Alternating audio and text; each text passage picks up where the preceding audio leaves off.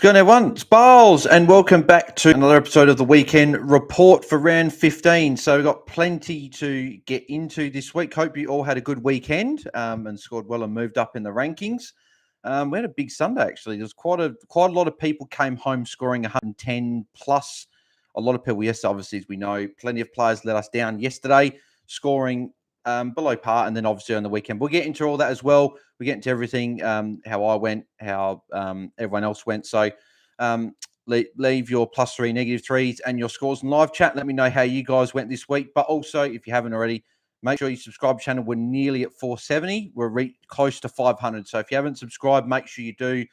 If I can hit that 500 mark as quick as possible, that'd be very much appreciated. But yeah, if you can just click like, it takes 2 seconds. It just helps me out. Even if you don't watch another video and you don't like it. But yeah, there you go. And also like the video if you are enjoying the content as always.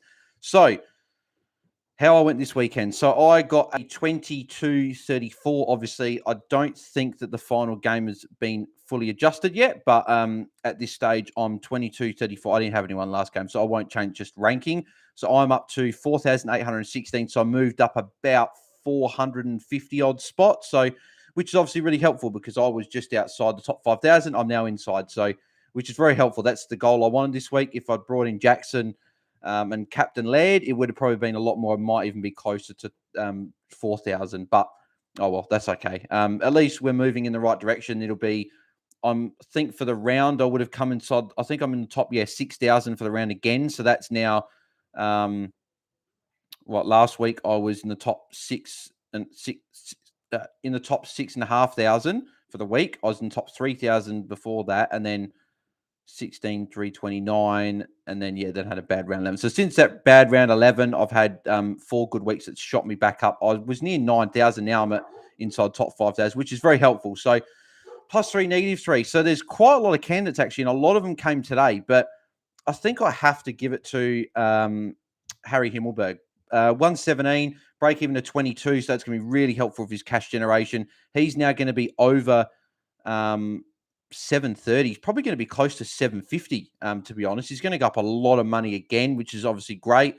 It's good because I didn't want to trade him out because I would have to bring in a forward, and I don't really want Parker or Trelaw based on what they did this weekend. I'd much rather bring in midfielders, which we'll get into quite a few of those guys.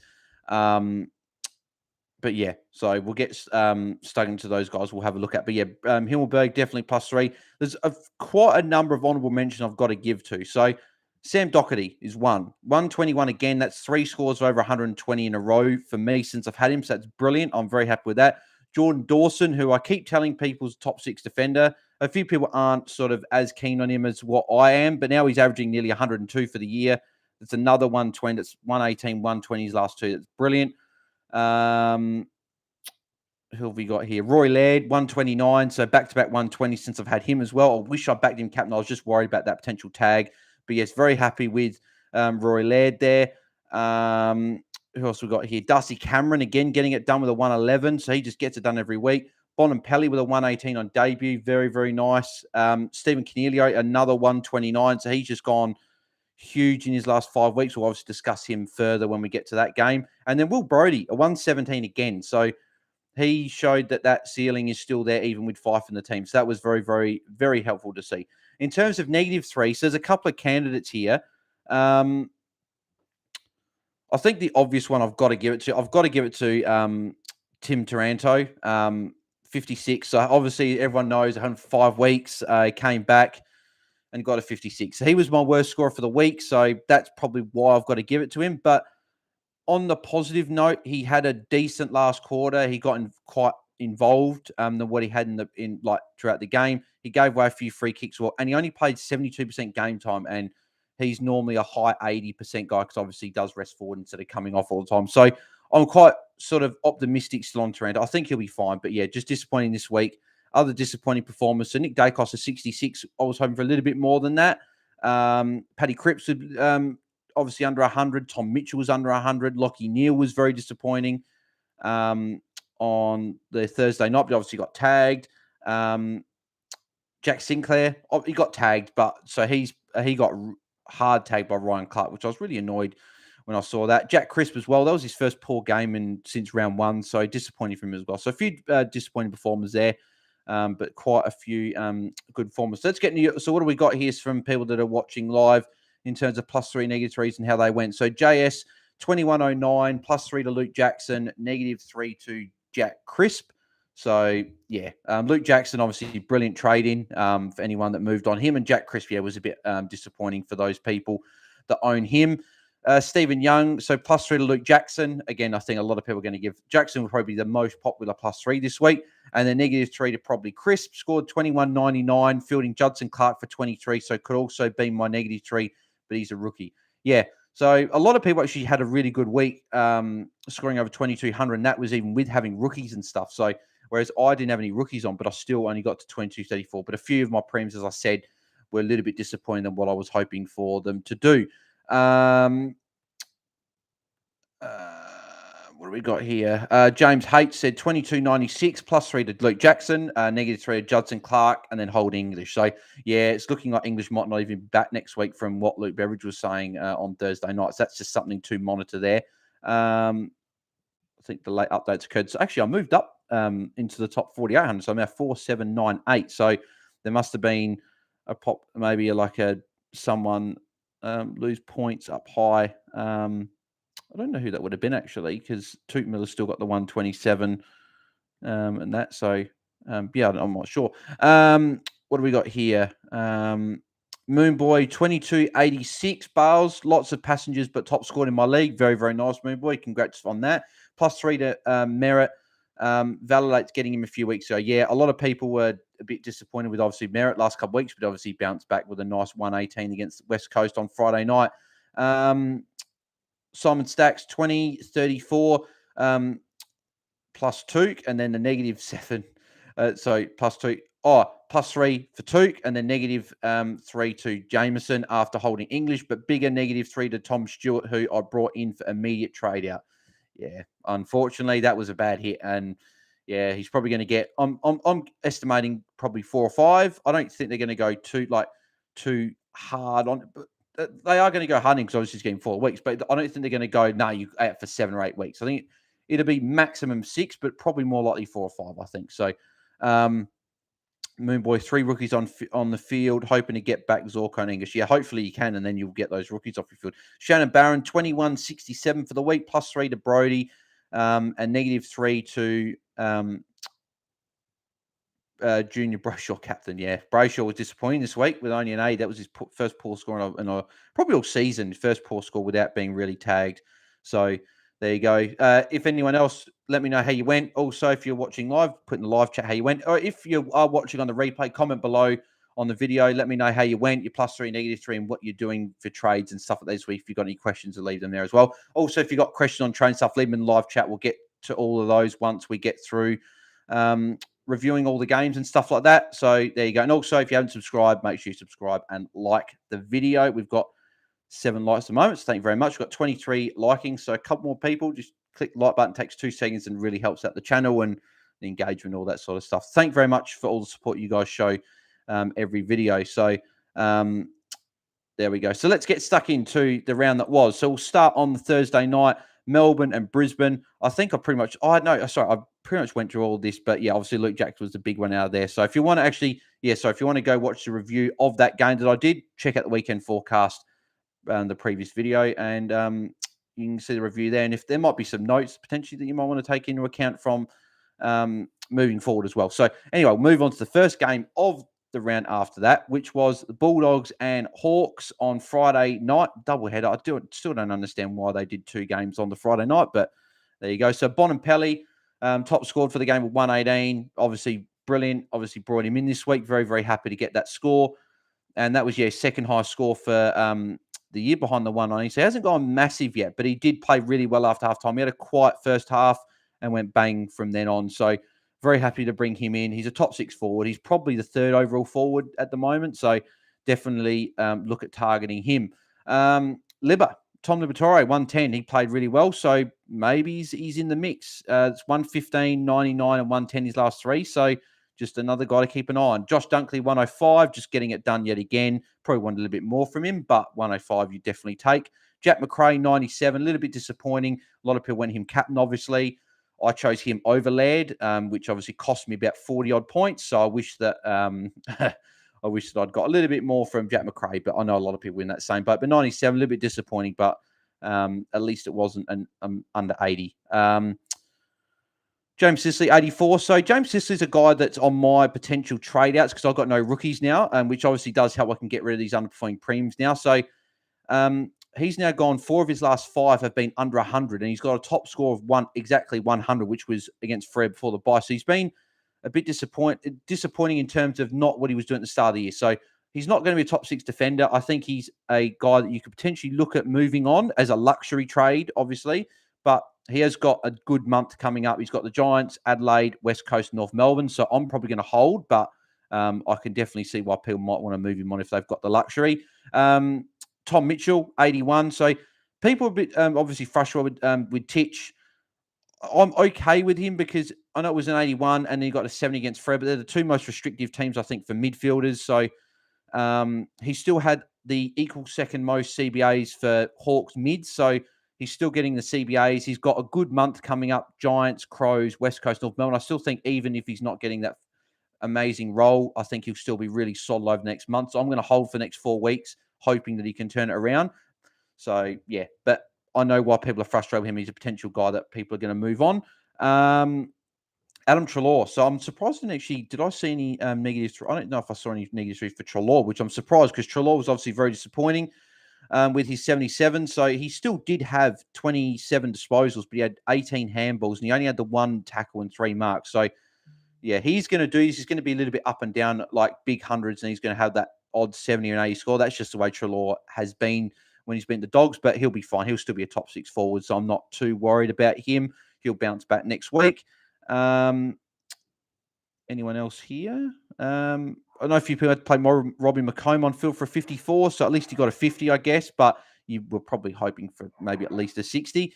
And yeah, Sam Butler on the bench for a 35, make a tiny little bit more money, break even of 22, so you've got a tiny bit. James Blank only the 35 as well on debut, so probably wanted a bit more of him. Wow, Wakeman only got 6 points in 76% game time. I know he's playing with a busted elbow, but there you go. Moving on to the West Coast and Essendon game. So Zach Merritt top scoring with a 118. So he looked really good. He's now an option to bring. He's still an option to bring in. He's not definitely top of the list, but Sydney coming up next week. So obviously a tough game, but I think that'll actually be a high-scoring fantasy game. So I think he'll still do quite well. But yeah, 118, breaking 100. He's going to move in the right direction now. So I think he's not a bad target to potentially look at bringing in this week. Dylan Shew, another 100. So I was looking at him a couple of weeks ago as a guy that was underpriced. He's gone 123, 93, and 101 his last 3. So he's too expensive to consider now. He's now going to be over 680. So, but yeah, just a guy, if anyone did jump on, then that was probably not a bad move. He's going to make you some money. Nick Martin got an 89. So if you still have him, you'd be happy with that score. But I was still, because he had that easy game against West Coast, you could see him moving him on now. He has got Sydney at the MCG, so wide open spaces could still score well, but he is a rookie, so I'd still look at moving him on if you've got the luxury to be able to move him on, if you've got no carnage or anything. Elliot Yeo, so he only got an 80. Probably this is more just a watch for more next year, but he's averaging 61 for the year. If he plays out the rest of this year, he'll be priced on his average for this season. And you'll probably get defender status because he's playing that defender role. So he's going to be a cheap option potentially for us next year. I don't know if I'd bring him in per se, unless you're in desperate times and you don't have enough money to get to anyone expensive because he's under 600k. So yeah, it'd only be desperate times for a guy like him. Gaff only is 78 again, so he's just been around that mark. So he's going to be averaging 81 for the year. Yeah, not great. Who else we got here? Rat Basil got a 57. So if anyone jumped on him with that defender forward flexibility, that wasn't a bad call. And I think he'll be in the team for a while. So he's not a bad option. He's a guy I'm looking at as my downgrade target this week. Massimo D'Ambrosio is another target I'll look at. He only got the 52. So not a huge score, but I think he'll play. So he'll be fine to leave on the bench. I'm hoping you don't have him on your field now. Brady Hoff, 46, makes a tiny bit more money. He can probably get culled as early as this week. be probably not a bad guy to hold if you've got him on your bench, and because I think he'll play for the majority of the year. And then Ben Hobbs, the big one. So really disappointing. I know a few people, I know Warney was one, jumped on having him on the field, which I was definitely, I thought it was a good move because Hobbs I thought was going to score really well against West Coast. Good matchup. No Mcrae, no Parrish, plenty of midfield, but he disappointed for a lot of people that had to rely on him. So I would have given him my -3 if I had him in my team. So yeah, not great from Ben Hobbs. Moving on to the Saturday games, I'll just see. So Mr. Ronnie Taybars, awesome content as always. Thank you, Mr. Ronnie. Appreciate that. 22-73, very nice score this week. +3 for Keys on debut. You did end up going Keys. Yeah, nicely done with the 110. In hindsight, you're right. Should have got Took or Cogs. -3 to Luke Ryan for a 50. Yeah, unfortunately for Luke Ryan. I know a couple people might have jumped on him, but he was ill during the week. But yeah, not great scoring from him. And then Jared, 20-36, was down 2 players, which wasn't nice, but +3 for Laird, captain, -3 for Brayshaw. Yeah, Brayshaw was disappointing this week. But yeah, Laird, brilliant as always. We'll get into him in more detail when we get into that game. So Carlton and Fremantle, the first game on the Saturday. So this was a really good day of footy, actually. A lot of good matchups. So if my thing will decide to load. Is it loaded? Yep. No, hang on. Here we go. So starting top, Sam Dougherty, mentioned before, 121. So he's now gone 3 scores in a row of 120 plus. He's now averaging 110.6 for the year. He's ridiculous. He's back to that Dougherty of 2017 or 18, where he's averaging near 115, I think it was. Just taking marks at will. He took another 14 marks today, on yesterday. So he's now gone in his last sort of 3 games, 9, 11, and 14. So yeah, he's really starting to turn it up lately. And if you remove that, funny enough, since round 6, but just after we got the 71 against Port, which is lowest score for the year, he's gone 121, 100, 116, 115, 89, 114, 135, 129, 121. So since round 6, he's gone 2 scores under 114, and that was an 89 against Sydney and then the 100 against North Melbourne. So yeah, he's so good. He's so good. It's a pleasure to own him, and I love Doc anyway, as it is, and having him in my team just makes it even more so. Sam Walsh, a 120, so he was really good again. So he's starting to really turn up now. So since round 9, he's now gone only 1 score under 109, which was a 91 against Essendon. So he's definitely an option, especially with the fact that we don't have that many players getting 120s on a regular basis. It's going to be those guys that average that 110 mark, I think, going to be in the top 8. And Sam Walsh is definitely in the mix. I didn't think he was going to be. I thought he was going to be more that 105 sort of guy, but he's obviously been 110 plus. So, yep, he's definitely an option to bring in and potentially look at. And he plays heavy game time. He just keeps running. And because he starts forward, he pushes up into the ground. He doesn't get a proper matchup. So he can just sort of go wherever he wants and just rack up possessions at will. Another 40 disposals. It'd just be good if you had a couple more tackles to push that 120 to a 130, but he's been brilliant. Will Brady, 170, as I mentioned before, even with Fife back in the team, he still showed he can get that thing, which I wasn't sure he'd be able to, but he's definitely a hold for the time being. I thought Carlton, tough game, but yeah, he's brilliant score. So he's got a couple of tough games with Port and St Kilda, and even Sydney's a tougher game, but he's definitely a hold for the time being. George Shew at 95, so again, solid. And yeah, it just keeps getting it done each and every week. So he's going to be, I think, still a top 6 defender. If not, he's just going to be just outside. So he's still a target to look at. Paddy Cripps, so 86. So he's a guy that I'm potentially looking at moving on. So because and if you've got luxury, I don't think it's a bad option, because similar to Sicily, in his last 6 games, he's only got 200s and then the 2 106s that he got in round 13-14. 4 of the scores as well were under 90. So he hasn't got any 90s. He's gotten literally 100 or he's gotten under 90. So yeah, he's definitely, I don't think he's going to be a top 8 midfielder now. I think we can pretty much cross that out, but I think he's actually got a decent run coming up after the St Kilda game. He's got West Coast, Geelong's harder game for you. He's got a couple of good games. There's a little bit of a mixed bag, but yeah, Cripps, potential traded option. Sean Darcy, 86. I brought him in as well this week. So disappointing that Witts, O'Brien, Jackson, and Nankervis all scored more than him. Yeah, and even Marshall. So I got the lower score, but he's got a great matchup this week against Port Adelaide. I think he's going to go pretty big this week, especially with Port winning today. If they keep Finlayson and Dixon, I think Darcy could cash in and be quite good. Andrew Brayshaw, that was his first. I think that was his first score where he hadn't been tagged. Where it was, oh no, he did get tagged against Melbourne. He got 94. I don't think he got tagged against Gold Coast. Got 99. But yeah, first score under 90 where he didn't get tagged. So disappointing. I'm probably going to wait on him now to drop a little bit of cash, but there's another name in mind, and I think there's another name in mind that a lot of people are going to move on this week over Brayshaw. So that's why Brayshaw isn't in my plans this week, and he was before this game. Caleb Sarong only a 60, so unfortunately with Brodie, it's been Sarong the one that's been impacted a little bit more with Fife back. So his last four, 68, 104, 92, and 60. So if you still do own Sarong, I would look at moving him on as of now. Only 5%, so he's not actually highly owned. But if you've got him, I would be moving him on. Fife only to 51. So if he plays for the rest of the year, he might be cheap next year and potentially with forward status. So just something to keep an eye on. Similar Elliot Yeo, a little bit of a teaser for next year. Luke Ryan, as obviously Mr. Ronnie said before, obviously goes -3. Yeah, Luke Ryan disappointing with a 50. So if you brought him in, not great. Corey Durden, 25. So Corey Durden's now gone 4 games under 30. So, under 40. So he's gone 29, 30, 36, 25, and he's leaking cash. Break even to 69. He's actually going to be probably 340 next week. So, well, he might be 350, but yeah, he's going down. So if I can get rid of him, I will. But if I want to get the target I want, which we'll talk about soon, I might have to get rid of DeConing instead on my bench because I've actually got a pretty healthy bench, which is obviously does help at this time of year to bring in those top 8 midfielders.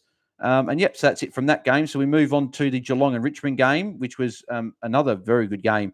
Nick Vostone top scoring of 119. So that was his first big score in a little bit. So he's been solid the last 3 weeks, 90, 95, 119. So he's a bit of an underpriced guy in defence. If you're looking at someone under 750, could be a guy that you look at there. Cam Guthrie, 111. So the good thing was he played 82% game time, which was good. First time, I think in about 4 or 5 weeks, he played over 80%. So that was, the first time since round 7 that he played over 80%. So that's good. 4 of his last 5 scores have been over 110. So, again, he's just getting it done. Toby Nankervis, 107. He had a big last quarter to get that, but still you'd be very happy with that if you brought him in. Tom Stewart, 106. Obviously, will be out more than likely for 4+ weeks with that obviously big hit on Dion Prestia, which obviously wasn't great, but you could see that he regretted it straight away. So I do feel a little bit sorry for him, but at the end of the day, if you do the crime, you've got to do the time, I guess. So he's going to have to sit on the sidelines for about a month. Jaden Short, 104. So he got it done again. So the only thing is I don't see his 110+ ceiling playing this midfield role. So he hasn't gone. He's only had the one score over 110 in his last 7 weeks. So, definitely not a trade out, but I don't see him being a top 6 defender at this rate, especially with guys like Jordan Dawson and that having these big ceilings and going big now, especially with Dawson's run coming home. I'll definitely have Dawson over Short. Mitch Duncan, 103. So he's a guy that you could potentially look at bringing in this week. And the reason I say that is because I know he's been disappointing this year, but he's gone 115, 73, 103 in his last 3. But the thing is, with Tom Stewart now being out for a month, Mitch Duncan's going to be the main guy back there. They've got North Melbourne this week. I could see Duncan going, this could be the week I think he could go 130+. So Duncan is a target. He's under 750. He's going to be just over 730, actually. So he still's affordable. I was looking at Hillberg to him, but obviously Hillberg performed really well, so I don't need to worry about doing that now. But definitely a guy that if you're looking for a forward, I'd definitely consider him with a decent run coming up and a good role. Liam Baker, solid again with a 92, the guy that just gets moved everywhere. So he just, I know Jeff put on Twitter yesterday, he just needs to get paid with a new contract because he's such a good footballer. His last, 6 games have been pretty good. The 2 scores under 80 have been a 78 and a 71. So, I wouldn't target him now. He's too expensive. But if you did jump on him a couple of weeks ago, then you'd be pretty happy with that. Danny Rowley's still getting it done with another 88. Blitzars with an 85. I know a couple of people jumped on him this week in the ruck, but I wouldn't have done that. Obviously, with Stanley with the main ruck, he only had the 8 hit at Blitzars, so it was just he got it done around the ground. Tyler Steele was still getting it done as well with an 83. Dusty with a 75. He had a good first half, sort of was a bit quieter in the second half.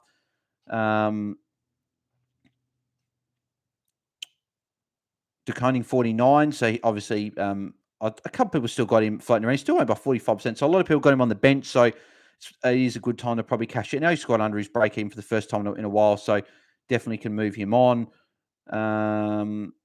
And then Judd's Cup, the 23 as well. So obviously not a great score considering he played the whole game, but unfortunately that's what happens with rookies. That's why we just have to try and get these rookies off field as quick as possible. I know obviously he's different this week. Some people had to play him for English and stuff, or a Bruce or a Butters, because obviously they had 3 out. So different this week, but yeah, this is obviously, just not a great score.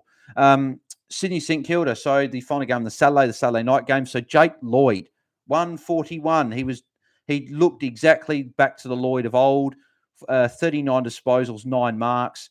Can he sustain this though? Can this be a sign of things to come? I'm not sure. We've seen it for one game. So he got a 48 the week before. So he nearly outscored his previous week by over 100 points, nearly 100 points. So yeah, breaking into 118. So he's under 700K. So again, if you don't have money, he's been solid this year, but he just hasn't been the Lloyd that we've seen. So remove that 48. He's got a lower score of 68 for the year. And he's only gone 4 times under 80 this year. So he hasn't been awful. So if you don't have a lot of money, he's a guy that you could look at. I wouldn't do it. I want to see more from him before I really look at him. But yeah, someone there. Ron Marshall was always going to go big this week, 131. So he went big. So if you did jump on him for that 1 week hit, you'd be pretty happy with the 130. But hopefully, if you don't have any carnage, you can move him on, because I think Ryder will be back in this week. The big man that we have to talk about. And Mitch from Hatchet will be very, very happy with this man. Jack Steele is back, and he's back in a big way. 124 points. He returned 29 disposals, 5 marks, 10 tackles. So we hadn't seen it all year, funny enough. We hadn't seen that mixture of a decent amount of marks and a lot of tackles. So this was the first game that he had. Second game for the year, he had over 10 tackles, and he's had 5 marks a couple of times. But he hasn't been that 120 plus self, obviously, at the start of the year when he's playing. He was consistent 110, but 124, breaking to 147. He's going to be about 875. Fantastic target this week. I think we can definitely launch into him. He's got Carlton, Freeman, or Bulldogs his next 3, which are tough games, but it doesn't matter with Jack Steele. I actually think he actually plays better when he plays against the harder teams, because he gets a lot more tackles, and it's just because the harder games are a lot more contested. I just think that he'll go bang. He actually averages 125 against Carlton in his career 6 games. So obviously last year, if many people remember, that's when he went huge last year. Went to 162 against Carlton. So fantastic target this week. He's my number 1 target this week, and he's probably going to be number 1 target for a lot of people as well. Nick Blakey, 97. If you still got him rolling around, then he was solid for you. Callum Mills, 96. So he's been a little bit disappointed the last couple of weeks. He hasn't really. He's got 116 and 126 for that, but he's just not had that. He hasn't had that 130 plus ceiling since round 9, which obviously at that price tag of 961K, that's probably why I thought he was disappointing, because he's so expensive, but he just hasn't got those huge scores yet. So I think we can wait a couple of weeks on him to drop a little bit. He had a break in at 127 with the 96. He's going to go down a bit. He's got Essendon, Bulldogs, Fremantle. So Essendon, obviously, I think he could go big against them, but Bulldogs, Fremantle are tough games. But after that, he's still a target. But I think I'd definitely rather Jack Steele this week. But yeah, Callum Mills, probably a lot of these top line premiums actually got midfielders, especially got under 100 this week. So not awful. Luke Parker, 89. So pretty much just stock standard for Luke Parker, just anywhere from 85 to 105, pretty much what he's doing. So that's why I'm not really a huge fan of bringing him in. He'll be a top 6 forward, but you just know what you're going to get from him. So I'm not a huge, he's not a huge target for me, but he'll still be solid. He'll get his job done. But I'd much rather be targeting midfielders this week. There's a lot of underpriced midfielders that you can look at. Jack Sinclair, 72, got tagged for pretty much the whole game by Ryan Clark. So the good thing was he actually laid 3 tackles in the space of about 30 seconds, and he got a couple of marks pretty much just shortly after that. So to get to a 72 was still okay. Obviously, first score under 80 all year. He'll be better for that. Funny enough, I thought Brad Hill being out would be a good thing, but turns out Brad Hill being out is actually a bad thing. So I think he'll rebound this week against Carlton under the roof at Marvel. I think is it under the roof at Marvel? I would imagine it would be. Yeah, Marvel's home. I'd imagine Jack Sinclair bounce back this week. Isaac Heaney, 71. So again, for anyone that did trade him out, that was sort of vindicating the fact that it was a good choice, because he went 100 and he's back to his 70. So he just doesn't have that role that we thought he would have pre-season. Just definitely cross the list. Jay Gresham, 69. So that's his lowest score for a little bit as well. Obviously, with Jack Steele coming back, obviously, I had a feeling that his scoring would be a bit low, but I didn't expect a 69, so a bit disappointing from him. Paddy McCartan, 63, so a few people had to rely on him this week. 63, you would definitely take that from a rookie cover this week. And that's pretty much it from that game. So we'll move on to the 3 Sunday games. So I read Jared's out there. Max Matthews, I hate this round. Had Gold Coast Graham in the last match as replacement for English. That stuffed me up, as well as many primos underperforming, scored 21.09. Yeah, it's a tough round. What did Graham end up scoring? Oh, no, 21. Oh, no. Yeah, I know why you'd be a bit disappointed with that, Max. Yeah, not too great, unfortunately. So sorry to hear about that, mate. Screech, 22.71, up a few hundred spots to 13.35. Well on Screech, very, very nice. And untraded, still back in this week. Wow, you went early. Good move as well, 124. Definitely repaid you for jumping on early, because a lot of people are going to be moving now. So you've done that now, week. So now you can look at another target that people might want as well as week. So well done, Screech, for that.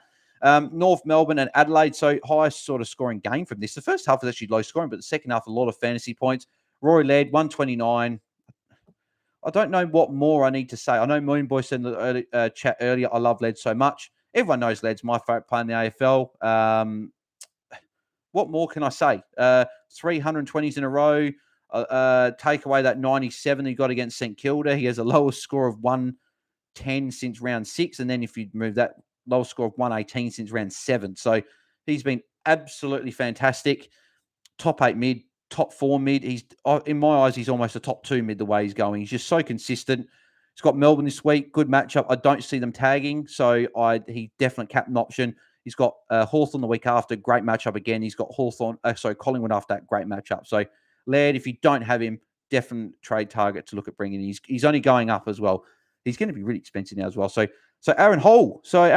He's back. 124. So he's an option. Break into 143 is going to be about 765, mate. Oh, sorry, about 750 maybe 760. So he's still going to be cheap. So he's a target. I know that obviously the injury risk is there, but he had 38 disposals. He looked good. Obviously, it was just the marks weren't there, Dave. If his marks were there, that would have been huge. So yeah, he's a target. He's got Geelong, obviously a bit of a tougher game this week, but he's got Collingwood, Richmond, Hawthorn, Essendon after that. So I'm probably going to watch him this week to see what he does, and if he can pump out another big score, another 110 plus, he's going to be a target for me the week after. So definitely got to be on the radar again. I had him crossed out, but I think now he's probably back on the radar. Jordan Dawson, 120 again. He's now gone 118, 120 his last two, as I mentioned before. Lowest score of 93 in his last in last 8 games. So, and that was a wet weather game.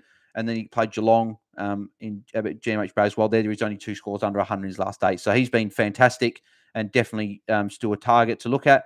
Simpkin 112. I know James, who's currently second overall, obviously got him on the podcast last week. We'll obviously definitely have to bring him on closer towards the end of the season to see how he's going with his ranks. But he's now set up to second. He's now only 184 points behind. 164 points away from Matt, who's in first. So it's getting tight at the top now. So congrats to James for moving up, and also congrats to James who's still holding on the top spot. So he had Simpkin. James had Simpkin and 112. So he said he was going to hold him, and good move. 112 repaid the faith. He's now gone 108, 112 in his last 2. So I don't think he's a target to bring in, but if you've got him, I think you can still definitely hold him. Ben Keys 110. So that's his first score of 110 plus since round 5. So he's had a lean patch, but I want to see one more game from him before looking at him as a target. So there you go. James in the chat, 23.69 into second. That is a huge week.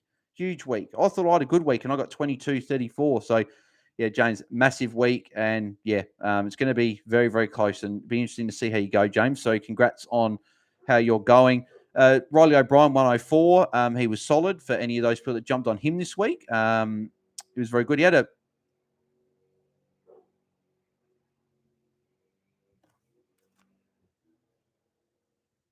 What is that? It's not my computer, is it? It must have been outside. I don't know. There was a fucking bloody... Oh, crap. Sorry, bloody swore then. I don't normally swear on the thing. I don't know if I'll get picked up for anything, but apologies for that.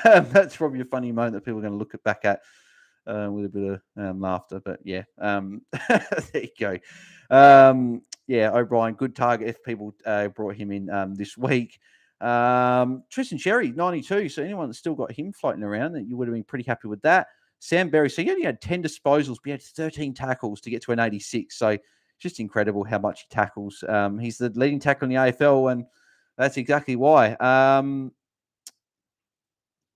Jackson Hartley, 74. So not exactly what you wanted. You probably look at moving him on now as well if you've got that luxury to move him on if you've got no other issues. Jed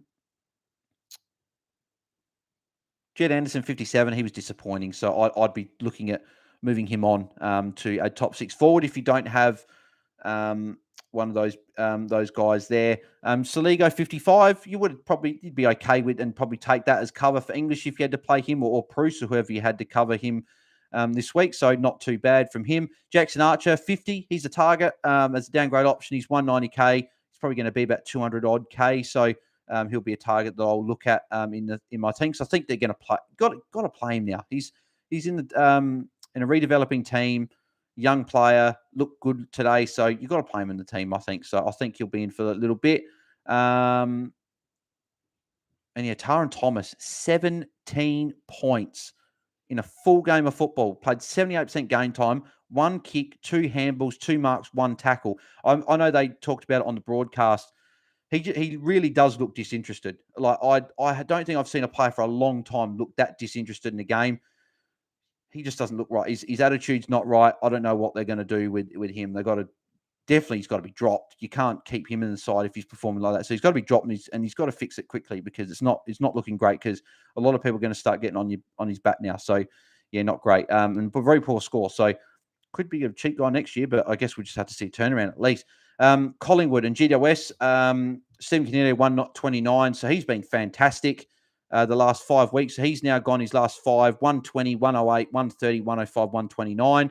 No coincidence that since he's been playing midfield, he's just getting it done. And funny enough, he's kicked more goals. And he's kicked a goal in every game that he's playing the midfield. I've said this before, and I'm going to say it again. Stephen Canelio is a goal kicker when playing in the midfield. He's not a goal kicker when playing forward. Like he kicks more goals floating forward from stoppages and getting in the forward 50 and impacting the scoreboard that way instead of being a forward 50 target like a Heaney, for example. So I think Heaney could do something quite similar to a guy like a Canelio because Heaney tackles a lot. He kicks goals. He'd kick goals from midfield, but hey, what do I know? But yeah, Canelio, fantastic. So another 129. He's probably got to be the number 2 forward he is the number 2 forward in Roy's rolling 22. So he's been fantastic lately. Isaac Cumming, 118. So he was brilliant today. He's been really good last 4 weeks, 107, 128, 81, 118. So he could be a guy that you target. There were a lot of marks today for those Giants guys. So a lot of them did score quite highly. And another guy here, obviously Harry Hillberg, 117, break even to 22. He's going to go up a lot in money this week. So, he's just been a brilliant trade. And I was nervous. Certainly wasn't going to be advocating for anyone bringing him in this week. But if you did bring Hillberg in this week, very well done. He performed really well. Josh Kelly, 116. I knew he was going to go and have a good game today. He was obviously good. Good to see him respond after those sort of 2 down weeks. Hawthorn next week, he could be huge again. So, I still don't think he's a target. I think he's still too expensive. He's actually A85, so actually dropped a bit. He's probably probably a target now. Actually, what would the CBAs like with Taranto back? That'd be interesting there. Because I know Taranto didn't have a lot of CBAs, and I think Taranto will get more CBAs the more he plays. And obviously, we'll speak about Taranto when we get into that game. No, stop bugging out. Thank you. So CBAs for the game. So Canelio had the most with 23. And how many was there for the game? Dusty Cameron, 15. Cox, 12. 27. So Canelio went to 23 or 27. So he was a full-time midfielder today. So if he's doing that full-time, like 80% midfield role, he could average 110 from here. He really could. If he's doing that role, he will average around that 110 mark because he's already averaging around that for the last 5 weeks. But if he's playing this 100% sort of mid-roll when he's on the ground, fantastic. How many did Taranto get, actually? Funny enough, looking at that. So Taranto only got the 8. He's going to get more than that.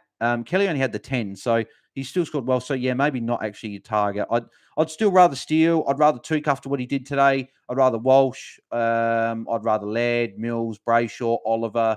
Probably rather Petrarca for a little bit cheaper as well. So Kelly's in that weird range where he's not getting those CBAs where he'll average that huge. He's going to be quite, if he's got that mixed sort of only at 50%, 40% CBAs, he's going to be mixed between those 110s and then maybe the odd 80s and 90s. So for me, not my favourite target, but yeah, Darcy Cameron 111 just gets it done yet again. He's still going to continue to rise in price.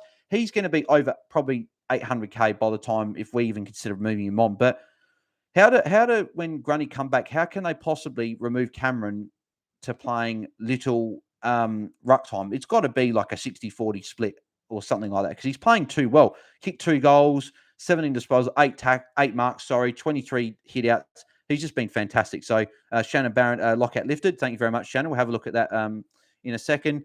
Pendles, 106. He was good today, obviously playing pretty much a full-time mid-roll. Whitfield, 92, just solid again. And on 90, he's looking like he was going to be in the mix for the top 6 defenders. So hoping for a little bit more than the 92, but it's still fine. Tom Green, 85. If people still got him, I'd probably look at moving him on now. I just don't see that same ceiling with Taranto now back as well. Kelly playing more midfield. Canelio playing full-time mid. Hopper's only a couple of weeks away. So, yeah, I'd look at moving him on. Lipinski, 84. If people are still rocking with him. Jack Crisp, 69. First disappointing game in a long time. That was his first score under 99 since round 3. So, yeah, not great, unfortunately, from Crispy, but he'll still be a top 6 defender moving forward. It's just a disappointing week for him. Jacob Ware, 67. So another 67. So if people had him covering for a guy like a Zorko or someone like that this week, you'd be very happy with the 67. So he's just consistent and solid. He's going to be probably about 400k now. So he's going to be, if you've got him in your team, in a couple of weeks, be able to downgrade him. You're going to get a lot of money, which means you're going to be able to get the player that you want in your team, which is obviously helpful. So Nick Decost, so 66. So he was good. He had 25 disposals, which is great, right? But he only had the 2 marks. Obviously, he's not a huge tacker anyway. And he had 16 handballs. So it's a tricky one because he's got 4 really, really good games coming up now. So he's in his next 4 games. He's now got he's got Gold Coast, North Melbourne, Adelaide, and Essendon in his next 4. So great games coming up, right? He went up 15k this week, break even to 70 now. So I still feel as like it wouldn't be a bad time to move him on if he could be your worst player on field now. So yeah, you can move him on now, even though he has got 4 games. But if you've got other issues, definitely you can look at holding because he's got 4 good games. Taranto, 56. So as I said, very disappointed with Taranto. Obviously got my -3 with 56. But hey, at least he's playing. At least he's back. Well, for me anyway. Not a lot of people that jumped on him wouldn't be happy. But he played 72% game time. Obviously, he's a high 80s guy. He played 88% game time in his last game that he played before this. Only 8 CBAs. He's going to get more than that here. I think he had about 4 or 5 in the last quarter as well. So he didn't get much throughout the game. They were easing him in. I think next week he'll be good. They've got they've got Hawthorn.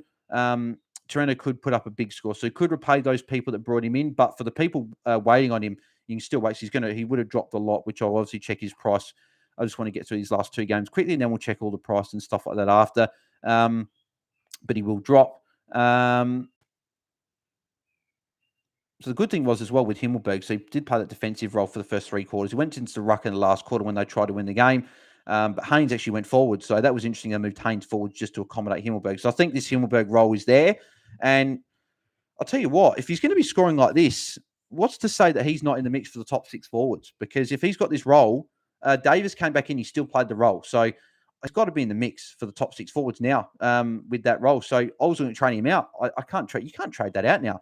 If he's got great scores in his last 5, I actually will look at his last 5 in a sec when I finish this. But Chug only got the 20 as well. So if you did jump on him, not a huge score, and he could make way next week. So Port Gold Coast, the final game of the round. So Carl Aion 139. So he top scores. So he's been really, really good the last couple of weeks since the bye. I know a few people were talking about bringing him in, but I never really considered him.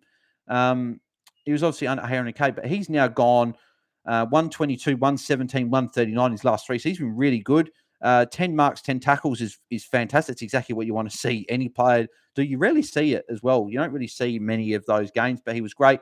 Toot Miller looked really good today, 127. He had these 10 tackles and 30 disposals. So if he can do it, I just can't get a read on him. He's up with the 120s and he's down under 100 and he's over 120 down. And then I just can't get a read. So I want to see another week or two from him of these big scores before I really personally target him. But he's a target. I would just rather Jack Steele. Jack Steele he looked great. So, and that was his first game back. And Brett Ratton said he thought he was rusty. So if that's a rusty Jack Steele, look out. He could be huge on the run home. Jared Witts, 122. So I was between Witts and Darcy. I went Darcy, cost me nearly 40 points, going him over Witts and Jackson. But if you jumped on Witts, be very happy with that 122. Showed he's got that 120 ceiling, which I think a few people weren't sure. Dan Houston, 116. He was really good. So if you still have him, you'll be happy with that score. Connor Rosie had a big second half to get to his 87. So a solid enough score, but I just don't see him being a top 6. But he was an option, an underpriced guy that people were looking at. Matt Rao, 78 points, 20 disposals, 10 tackles. So he was solid again. Well, solid enough, I guess. It's like 78 is not solid, obviously not bringing him in, but he's just looked better the last month. He's actually looked like hunting the ball more. He's had more tackles. So I've just got an itchy back. That's why I'm sort of leaning forward a bit. Ollie Wines with the 79. So yeah, I think he's just crossed off now for the year. He could be a potential underpriced guy to start next year, but this year I think he's probably not a guy we probably target anymore. Anyone else? Jackson May got a 56. If people had him, he had 7 tackles as well to help with that. And yeah, so that was probably it from that game. Yeah, that's it. So there you go. So that's it for those games there. So I want to have a look at the top price rises for the round. Then we'll just check some prices and then we'll get into your questions. So if you are watching live and you've got any like rage trades, let me know what your rage trades are. If you've got any thoughts on trades and stuff, put them in live chat. We'll discuss through those. And also, if you are just watching or just tuning in now, make sure you subscribe to the channel. Have we gained any tonight? Yeah, we gained 1. So thank to whoever subscribed to that. So we're at 468. We're 32 away. The countdown is on to 500. So if you haven't subscribed yet and you can help me get to that 500, I'd really appreciate that. And also, yeah, like the video. So yeah, so in terms of the price changes for the round, so wow, I haven't seen this is the first time I'm seeing it, obviously. So Hillberg, I went up 68k again today, up to 741. Still has a break into 41, and he's got Hawthorn this week. That he could be huge. Like that's fantastic. He's going to be great. Like that's what I was going to do. I was going to see his last sort of few scores. So since he's had this role, in playing defense, he's gone 74, 101, 161, 99, 117. You can't trade him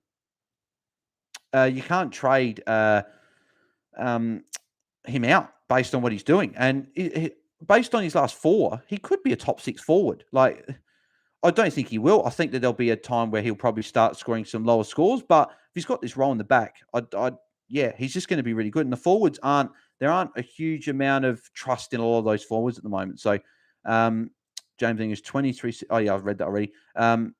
Who goes? Okay, I will answer this because this is. Oh, actually, yeah, no, we'll answer it actually because I'll help James out here. Number 2 overall is asking me for advice. So what's he saying? Who goes first, Rosie or Will Brodie? Please take runs into account. Okay, so let's do a deeper dive on this. So Will Brodie has got Port Adelaide, St Kilda, Sydney, Richmond, and Melbourne. So a bit of a tougher run coming up, but I do like his role better than Rosie. Rosie went up a little bit, went up 12k, so he's over 700k now. He's now got Fremantle, GWS, Melbourne, Geelong. So they've actually both got tricky runs. So I would probably, James, I'd probably go Rosie first out of the 2, to be honest, because at least we saw Will Brodie is back in that role. And Rosie's only gone over 100 once since round 6, and that was that game against Essendon. So he's been solid, but he hasn't been like a Will Brodie. I think Will Brodie's definitely the guy that you hold and you trade Rosie first. That's what I do, James. So some other price rises here. We've got Darcy Fogarty went up 56k. There you go. He had a good game. He played really well today. Luke Jackson went up 49k, break even of 30. So for those people that jumped on him, you'd be hoping that Max Gawn doesn't come back this week because then he can make some more money for you. So Carl went up 48k as well. Canelio went up 46k. So Canelio's now 832, break even to 72. So he's just going up. If you haven't jumped on him, you need to jump on him because he's just going to be a top six forward. Simple as that. And he's owned by 41%. Those other 59% or 58%, what are you guys doing? You need to get on Canelio because he's just looking awesome at the moment. He's back to his career best sort of form. And he looked today specifically, he just looked back to that Canelio of that 110 average. Like what he had the 31 disposals, he had the 6 marks, 6 tackles. He just looked fantastic today. Jack Vonnie, 45k, he's been really good last few weeks. I wouldn't target him now, but Jacob Ware, 45k went up. 411, he's still got to break in 19, so he's going to be hopefully 450 next week. It's going to be really handy to downgrade him to get in the Mills or Brayshaw or whoever the week after, whenever I'm upgrading. What else we got here? Jake Steele went up 31k as well.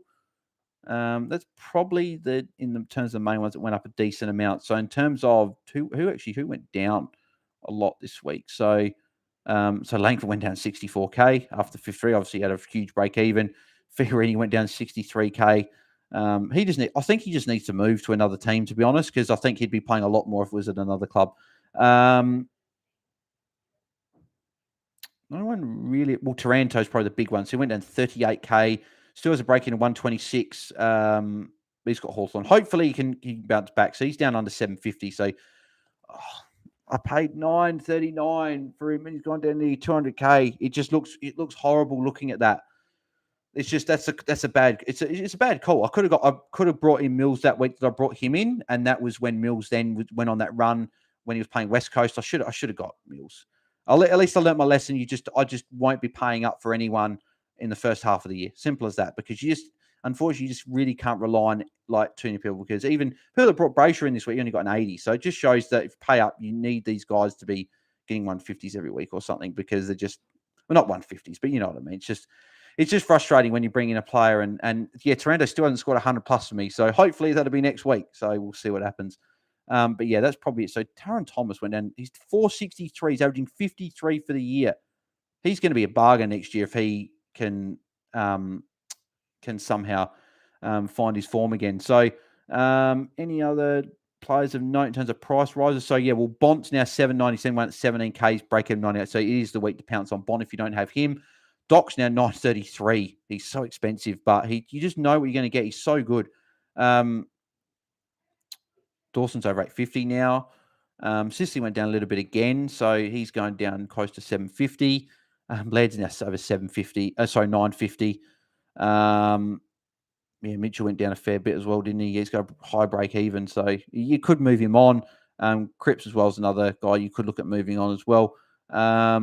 Darcy, yeah, he's 699. So my mate did actually say, so he's like, Jackson's going to go up 40k this week. Darcy's going to go down under 700k, and he was right. So there you go. But yeah, so anyway, let's get into these questions.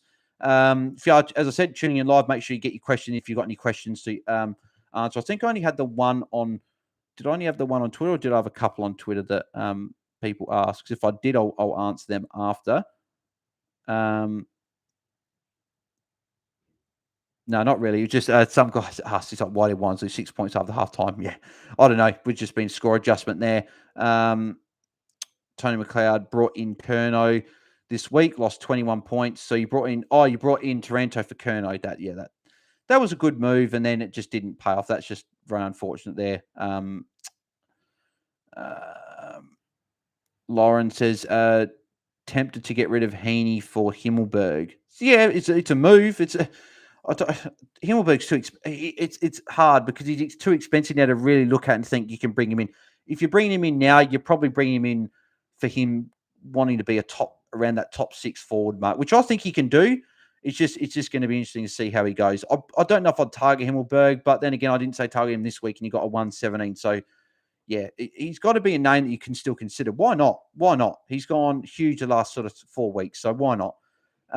So Stephen Young says, "Hi mate, early trade question for when you get them. I'm still holding Hobbs and DeConing while I'm fielding Noah Anderson and Haitley. I've 531k in the bank. Do I upgrade Haitley and Jed Anderson? Oh, sorry, no, Haitley and is it Jed Anderson or is it no? Oh, Noah Anderson. Sorry, upgrade Noah Anderson to Cam Guthrie. and Hately to Jack Steele, or downgrade Hobbs to rookie and upgrade one of Hately or Anderson, thanks for the content. I would be going... it just depends what you've got on. If you've got no rookies on your field, you can do that because you're getting rid of two guys, you're getting two premiums in. But if you have still got a rookie on field, I would still go... I would prefer to go the rookie down and then the rookie up to Steele. But if you've got no rookies on field, why not? Go. What has Anderson been doing lately? So I didn't actually read him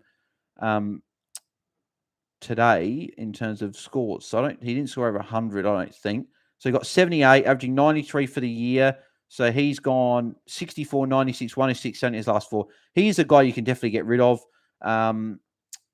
And yeah, getting Cam Guthrie's not actually a bad shout. And then going Hately to Jack Steele's fantastic. So I'd definitely be doing that if you've got no rookies on field. So hang on, it would mean I field Hobbs or Dougherty for one more week. Yeah. See, for me, I would prefer to go. I would go one down, one up. So I'd go Hobbs down to a 190k guy, and then I'd be going Dougherty up, and hopefully you can get Jack Steele there. But if not, just try and get the best you can get to, because you just got to try and get these rookies off field, because we've seen like this week that they aren't necessarily aren't reliable. So that's what I'll be doing. What have we got? Simon Stacks Bales, what a fail. Brought in Stewart and Taranto for a 3-week forced trade and a 56. Yeah. Down from 2k, started buy to 7k now. At what point do we just give up? Yeah, unfortunately, it was a very tough buy for a lot of people. I didn't cop as much carnage, and I still had a tough buy round. I moved up, so it just shows how tough this buy round was for a lot of people. So, yeah, don't give up, Simon. Keep plugging along, as Roy and traders keep saying. Be the buttermouse. Keep plugging along, and hopefully you can get inside top 5,000 in a couple of weeks' time. Tim Ashworth, my worst play was Decost. Should I trade Witts, Brodie, or Decost? You don't trade Witts now because he was obviously very good on the weekend. So Brodie or Decost? That's the interesting one. So obviously we had Brodie and Rosie before. So Decost or Brodie? That's an interesting one. Decost or Brodie? Decost got a good run coming up. I'd probably still go Decost out because Brodie's got a fantastic role in the midfield. I think he would have surely had the most CBAs again for Freo on the weekend. I actually didn't check the CBAs for that game, which I normally check the CBAs for every game. So what did Brodie do in terms of CBAs? So Brodie was actually he was second behind Brayshaw with 17. And how many was there for the game? So it was Darcy and Lobb. So 5 and... So 23. So Brodie went to 17 and 23. So it still was decent. And he played 76% game time, which was impressive to see as well. So yeah, I don't know. Brodie's still a guy I'd keep. I'd probably still go Decost out because Brodie's at least going to be pretty close to those top 6 forwards, whereas I see Decost averaging around that 85-ish mark, maybe that 90. He could push 90, 95, but I think it's about the 85. So I'd go Decost first, Tim, there. Simon Stacks had Hillberg in my side 5 minutes before the game, asked Lemons on Twitter, and he said to go Taranto. I would have said exactly the same thing, Simon. I would have said the exact same thing as Lemon on Twitter. I would have said go Taranto over Hillberg because I thought Taranto's going to be top 6 forward. I'm not sure what Hillberg's role will be, and I'm not sure what he's going to do. So that's just unfortunately it's a little bit like me going, I've got a completed team. Do I go Luke Jackson, who's not going to be on my team for the rest of the year, or do I go Darcy, who potentially could be, or a Whitslane? And I went Darcy. I thought it was the right call for my team and what it was where my team was at. I think Jackson was a great target for people looking at him, but I was just looking at getting points. So yeah, unfortunately you just don't win them all. Like I wanted to go. I should have gone Ladd captain this week over Mcrae because Ladd was playing North Melbourne, but I didn't. So, but yeah, you win some, you lose some. That as they always say. Yeah, James says I'd trade Decost. I feel there's a lot better scoring defenders and forwards. Yeah, definitely 100%. There's all the defenders are doing so well this year. Like you've got multiple defenders averaging over 100, which normally it's the top. It's like who can average over 90 in defense. But like this year, we've got, in terms of guys averaging over 100 so far, we've got 5. And then you've also got 2 guys averaging 99. Then you've got Hewitt. So Hewitt's 98.6. You've got Brayshaw averaging exactly 99. Stewart's averaging 99.2. And then you've got Sinclair 100.1. Crisp 101. Dawson 101.9. He's now the 3rd highest scoring defender. So, yep. Jaden Short 102.3, and then Sam Dougherty 110.6. Obviously, Dougherty's just miles ahead of everyone else. But yeah, And then you look at the forwards, you've only got a couple averaging over 100. So you've got Bailey Smith, who's not playing at the moment. Tim English not playing at the moment. So Josh Dunkley, and then that's it. And you've got Bont averaging 98, Trelaw averaging 97, Canelio 96, Taranto 95, Parker 94, Brody 94. So, it's just, those top forwards are just not doing anywhere near as well as those defenders. So definitely a good point there. What else have we got here? So just scrolling through the chat. Moonboy. Well, it's a very good question, Moonboy. Who's the most must-have player on every line? So for me, obviously, defense is easy. It's Dougherty. Obviously, he's just a clear number one defender. He's averaging nearly 8 points more than the next. I think he is averaging 8 points more than the next best. So clearly the best. Midfielder, must have midfielder. There's so many because there's actually a few that are going to be guaranteed top 8. Like if I had to pick one, I still it's not biased. I'm sick of saying biased. Actually, I got to cut me a bit of slack here. I think it's Roy Laird. Roy Laird's consistent 120 pass. You know what you're getting from him. He gets minimum 25 disposals a week. He tackles like he's doing what Jack Steele was doing last year, like consistent 120. And he showed this week he can go a bit higher. He only had the one mark, and he had copped a little bit of attention as well, I think, early in the game. He's gone in terms of tackles. Since round 6, he's gone 11, 7, 7, 10, 8, 8, 9, 6, and 11. So, and he got a 124 when he got the 6. So he's just ultra consistent, and you've got to have him in your team. But you've got guys like Andrew Brayshaw you're going to want to have at some point and go that. But I'd probably say Roy Laird's the midfielder. In terms of ruck, there's no ruck at the moment that's a must-have.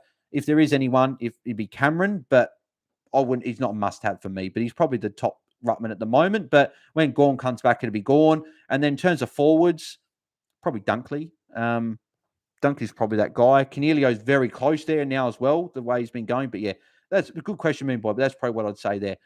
Porter Dennis, 22, 28, -3 Hobbs on field, +3 for Laird on debut. Very nicely done. Hobbs disappointing, but Laird very, very nice on debut for you. And you're in captain as well, Porter. Well done. Very nicely done there. Shannon Barron said, I traded Trelaw over Himmelberg, -3 for me being a chicken. Again, similar thing. I would have gone Trelaw over Himmelberg as well. If someone asked me Trelaw, Himmelberg before the start of the week, I would have said Trelaw because Trelaw going to be a top 6 forward. Himmelberg, we didn't think he was going to be close to his top 6. We thought it was just a bit of a money-making thing. But now he's got to be in that mix now because these forwards are only averaging 90 and he's been averaging well in excess of that over the last month. So he's been very, very good. I read Jared's out there. I read Mr. Ronnie's. I read Max's there. I read Screech's there. Earl Waters says, better defender upgrade, Lloyd or Hall? Oh, that's an interesting one. Interesting question for Earl there. Hall or Lloyd? If you're not worried about the injury risk, we've seen more from Hall in terms of his scoring potential this year than what we have from Lloyd. I just think Lloyd took pretty much every kick in last night, and Blakey's been that guy this year that's taken those kick ins. So I don't see Lloyd being consistently big like that. So what he took in, I was actually split 4 and 4. I actually thought it was more, but I don't know. I'm not sold on Lloyd yet, whereas I'm sold on Hall, but it's just the injury risk. That's the only thing that I'm sort of worried about with him. So I'd go Hall out of those two if you can afford him. But obviously, if you can't, the 100K difference is obviously could be important as well. But I'd rather Hall in terms of scoring potential. But it just depends on who you can get. Shannon Barron, trade options, 1 down, 1 up. I've got Haitley and Nick Martin to upgrade in the mids, aiming for Whitfield and Steele. Wait, you're getting Whitfield and Steele this week? Oh, no, okay. But you're going one. I don't know if you're going 1 down, 1 up, Shannon. Sorry. If you're going 1 down, 1 up, if you're getting rid of one first, I'd probably go Haitley first. I guess Nick. Actually, did Haitley get?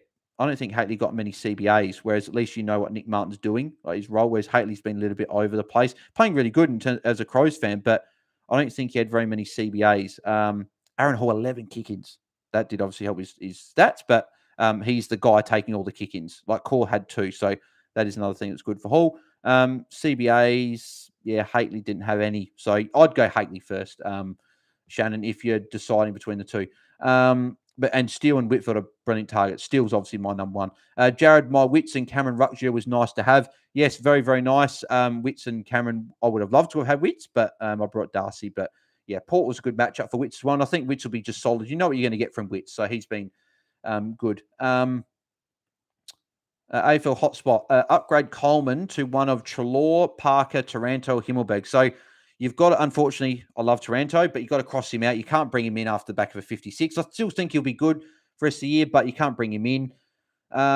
So he'd be my fourth choice. Oh, it's hard because I don't know what I can say about Himmelberg because he's been fantastic the last 4 weeks. Based on what he's done, he's been better scoring than Trelaw and Parker over the last few weeks. So could you go and bring in Himmelberg over Trelaw and Parker? You could. You could ride him and see what it does and take that risk. If you want security, then I would be bringing in one of Trelaw Parker, and I'd go Taranto 4, Himmelberg 3. I'd probably still go Trelaw over Parker, probably go Trelaw 1, Parker 2. But if you're not afraid of a risk, I'd go him.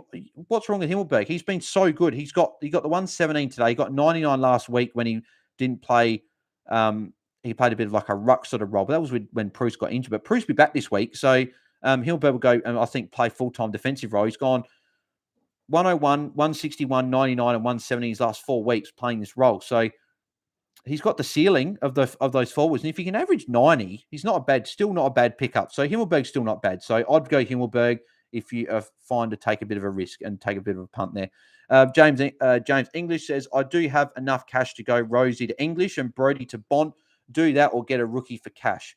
Well, James, I don't think English is actually going to play this week. I think he's actually going to be out for another week or so. But yeah, because I know you've already got Himmelberg. I'd probably go, I'd go Rosie to Bont, and then I'd get some cash for next week, and then you can look at going one of those guys like the English when he comes back. That's probably what I would do anyway. AA says, going to field English this week, therefore I'll need a ruck for bench. Who do I go? Well, that's a tough one. I don't know if there's too many ruck bench options because I don't even know if English is going to play, to be honest. So, in terms of rucks playing, Brintique would have been so helpful with this. Like Caleb Graham, you can't even look at. You got a 20. Callum Jameson, you can't. You got a 7. There's not really any cheap rucks, to be honest, AA, unfortunately. So if English is in your ruck, if you can't get anyone on there, you're going to have to go English to a ruck if you need that on for this. I definitely could not advise you going for anyone that's cheap in the ruck department. So Tim says Brody in the mids. That was the question before. So yeah, I'd still trade Decost. Tim, I'd still get rid of Decost. I keep Brody, and even if Brody's in the mids, he's still doing solid. I don't think it matters too much where he is. I think he's still doing really good. Jacob S says Mills consistent 100+ with huge ceiling. Yeah, he is definitely. I just think I'd rather have Laird at the moment because he's got an amazing run on top of the fact he's giving you 120s every week. So he's just been great. Ryan, good to see you, kid, mate. So Dawson, top 2 defender over Crisp. Oh, that's a tough one. It's got to be. It's in the conversation. Dawson's averaging more than Crisp, and Crisp had that amazing run. And everyone was obviously talking about how Crisp obviously went all those games like over 99. But I've said before as well, Dawson, he had that 3-game patch where he went 85, 99, 82 between rounds 4 and 6. 85 had negative 2-point quarter. 99 against Richmond was only one score over 100. And then the Bulldogs was at Mars Stadium, hard ground to score on. So take away those 3. He's got a low score of 93. Well, there's a few, but Dawson's been great. Top 2 defender. The only thing, Ryan, with that is I just see that people are going to start paying more attention to Dawson. I just can't see him having a free roaming role every game for run home. So I'd only just have Crisp just ahead, but it's very, very close. It's very close now. It's definitely a conversation now. No one would have put, I don't think, Crisp over Dawson a couple of weeks ago, but it's got to be a conversation now. But it'd be interesting. It'd be interesting to see what Roy, who does the rolling 22, would where he'd put Dawson now, if he'd move him up or not. Jacob S., do you think Vlostone is an underrated pick? Only 3% owned with Eagles, Gold Coast North next. Yeah, good call. It's a good option. It's a nice, unique option. So Vlostone is only what's he priced at? 734 now. Break even of 72. Nice low break even over for that nice run of those 3 games, as you mentioned. So if you're looking for a defender and you can't, I would still prefer to target those top 6 guys because they're like scoring really well this year. So guys like if you can afford it, if you don't have a Dougherty, you need to get him in. Dawson, Sinclair, Crisp, Angus Brayshaw's been brilliant, so he's an option. I wouldn't target short. I still think Hewitt could be a target, but not my favourite one at the moment. Whitfield's still a good target. Aaron Hall's a good target. If you want to be a bit different, you got Vlostone there as well. So yeah, he's not a bad target. There's a few options there. So yeah, you can definitely consider him. Earl Waters, better upgrade for Dacost, Hall, or Lloyd. Better upgrade option for Dacost, Hall, or Lloyd. Okay. I'd still go Hall. If you're happy to take that risk on with the injury history and that, Hall looked really good today. And he's taking all the kick-ins, which obviously gives him a safe floor if he obviously plays the whole game. He's got the safe floor. He's going to get a lot of the ball back there.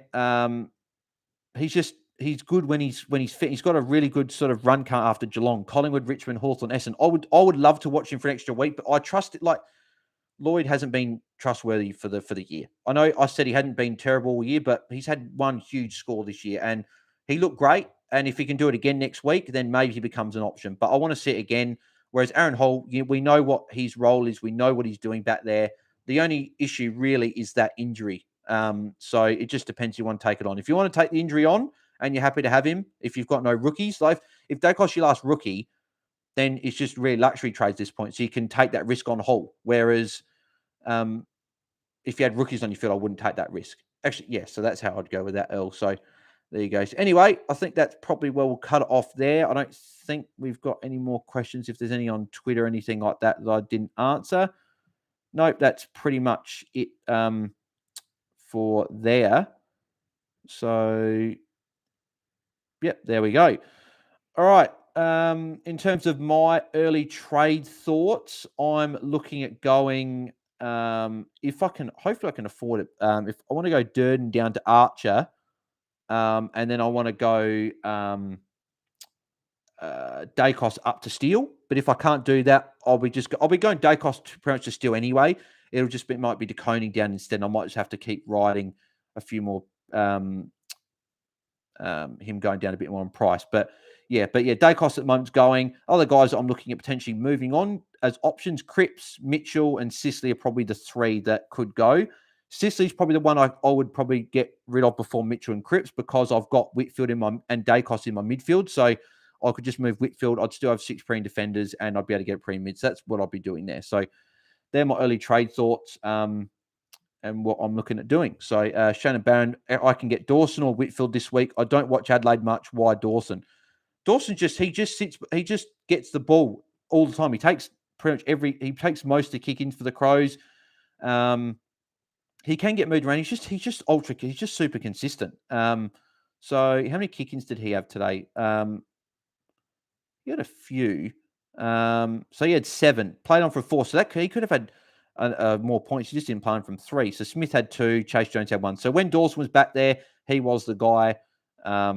And Dawson just ultra consistent, as I said. So that's why I'd go. Again, if you don't need the money and you've got no rookies on field, I'll be going Dawson. If you do need the cash, though, I still do like Whitfield as an option. If you've got another rookie on field upgrade, I'd still go Whitfield instead to save that money. That's probably what I would do there. So anyway, thank you very much for watching another episode of the Weekend Report. If you did enjoy the video, make sure you leave a like on video. We've got 14 likes at the moment. So if we can get anyone who hasn't liked it, make sure you do that. Also, if you haven't subscribed yet, make sure you do. We're still at 468. So hopefully we hit 500 soon. So if you can help me out with that, I'd very much appreciate it. I appreciate all the support as always. Turn notification on so Netwest when I go live. Obviously every Friday afternoon for the weekend forecast, every Sunday night for the weekend report, and then Wednesday nights and Friday nights. So pretty much I'm doing that now. Twitter space on Twitter. Always good fun to get some people on and have a chat. I'm actually able to get people on there on the night. Whereas obviously here I've got to try and see if people are available to come on if they want to come on. So yes, and also make sure you share the podcast around. Make sure you share the weekend forecast and weekend report around. And yes, so some more people can, if they want to jump into the chat and hopefully enjoy some content. Then thank you very much to Jacob S for subscribe, mate. 469 now. So thank you very much. 31 to go. So also, if you want to follow me, obviously my Twitter and Instagram links are in the description below. Obviously, Twitter's the one where I do a lot more of the fantasy stuff. I'm up to over 300 followers I'd reached about a week ago. So thank you very much for that as well. So thank you very much for that. And I'll see everyone on the weekend forecast on Friday afternoon. And I'll see everyone on Wednesday night for Twitter Space. Make sure you tune in for that. Set your reminders about 7 o'clock Australian Central Standard Time. I'll be live for that. So I'll see you guys then and have a good week. And hopefully you didn't cop too much carnage this way. I don't think it was too much anyway. But so, all right, I'm out. Cheers.